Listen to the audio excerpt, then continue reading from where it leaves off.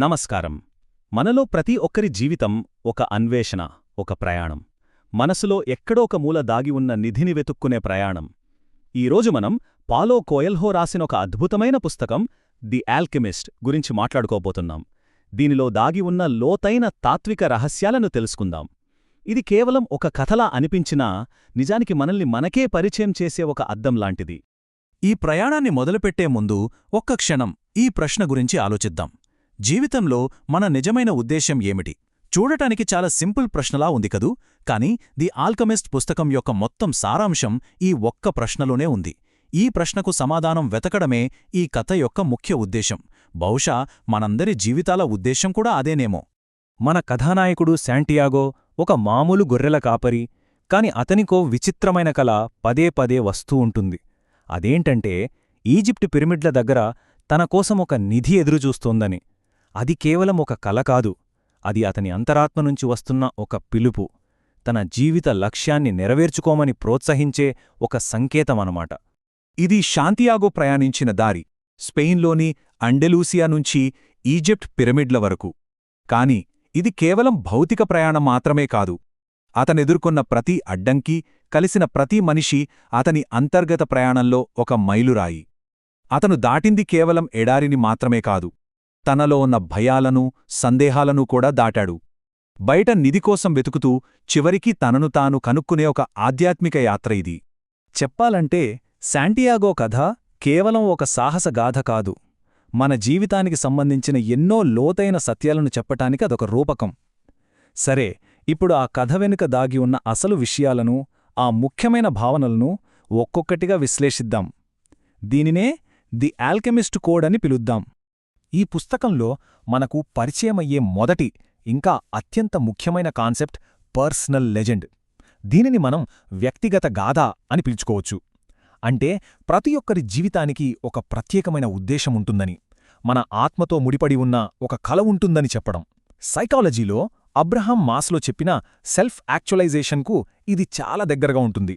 అంటే మనలో ఉన్న పూర్తి సామర్థ్యాన్ని గుర్తించి దాన్ని సాధించడమే మన జీవిత పరమార్థమన్నమాట. మరంత గొప్ప లక్ష్యం ఉన్నప్పుడు చాలామంది తమ వ్యక్తిగత గాథను ఎందుకు వెంబడించలేరు? ఎందుకంటే వాళ్ళు ప్రపంచంలోనే అతిపెద్ద అబద్ధాన్ని నమ్ముతారు. అదేమిటంటే మన జీవితం మన చేతుల్లో లేదు, అంతా విధి నిర్ణయిస్తుంది అని అనుకోవడం.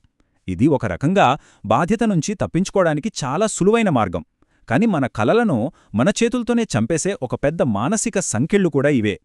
కలలు కనడానికి, ఆ కలలు నిజం చేసుకోవడానికి మధ్యున్న తేడా ఏంటో ఈ పుస్తకంలో శాంటియాగో క్రిస్టల్ వ్యాపారి పాత్ర ద్వారా చాలా అద్భుతంగా చూపించారు.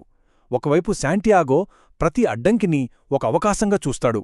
మరోవైపు ఈ క్రిస్టల్ వ్యాపారి మక్కా వెళ్లాలనేది తన జీవితకాలపు కల. కాని ఆ కలను నిజం చేసుకునే క్రమంలో వచ్చే మార్పుకు, రిస్కుకు భయపడి తన కంఫర్ట్ జోన్లోనే ఉండిపోతాడు. అందుకే అతని కల ఎప్పటికీ కలగానే మిగిలిపోయింది. ఇది బహుశా ఈ పుస్తకంలోనే అత్యంత ఫేమస్ కొటేషన్. వినడానికి చాలా బావుంది కదూ, కానీ ఇది కేవలం గుడ్డి నమ్మకం కాదు. దీని వెనుక ఒక సైకాలజీ ఉంది. మనం ఒక లక్ష్యం మీద మనసు పెట్టినప్పుడు మన బ్రెయిన్ ఆటోమేటిక్గా ఆ లక్ష్యానికి సంబంధించిన అవకాశాలను, సంకేతాలను ఎక్కువగా గమనించడం మొదలుపెడుతుంది. దీనినే సింక్రోనిసిటీ అంటారు. అంటే విశ్వం కుట్ర చేయడమంటే మరేంటో కాదు, మన బలమైన సంకల్పమే మన చుట్టూ ఉన్న అవకాశాలకు మన కళ్ళు తెరిపిస్తోంది. మరి ఆ విశ్వం మనతో ఎలా మాట్లాడుతుంది? శకునాల భాష ద్వారా. శకునాలు అంటే మూఢనమ్మకాలనుకోకండి, ఇవి మన చుట్టూ ఉన్న ప్రపంచంలో కనిపించే చిన్న చిన్న సంకేతాలన్నమాట. అదొక సీతాకొక చిలుక కావచ్చు, అనుకోకుండా కలిసిన ఒక మనిషి కావచ్చు, లేదా ఒక పక్షి అరుపు కూడా కావచ్చు. ఇవన్నీ మన అంతర్దృష్టి మనతో మాట్లాడే మార్గాలు, మనం సరైన దారిలో వెళుతున్నామని చెప్పే గుర్తులు. ఈ శకునాలను అర్థం చేసుకోవటం కూడా ఒక కళ. దీనికి ముఖ్యంగా 3 మెట్లున్నాయి. మొదటిది, మన చుట్టూ ఏం జరుగుతుందో శ్రద్ధగా గమనించటం. రెండవది, మన అంతర్వాణిని నమ్మటం. మనసు లోపల నుంచి ఒక చిన్న వాయిస్ వస్తుంది కదా, దాన్ని నమ్మాలి. మూడవది, ఈ విశ్వంలో ప్రతీదీ ఒకదానితో ఒకటి కనెక్ట్ అయి ఉంటుందని అర్థం చేసుకోవటం. ఇక్కడేది యాదృచ్ఛికం కాదు.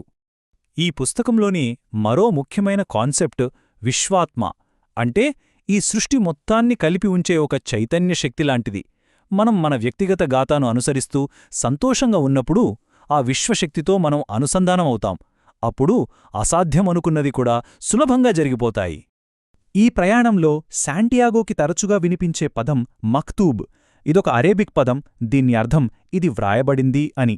చాలామంది దీన్ని విధి అని తప్పుగా అర్థం చేసుకుంటారు.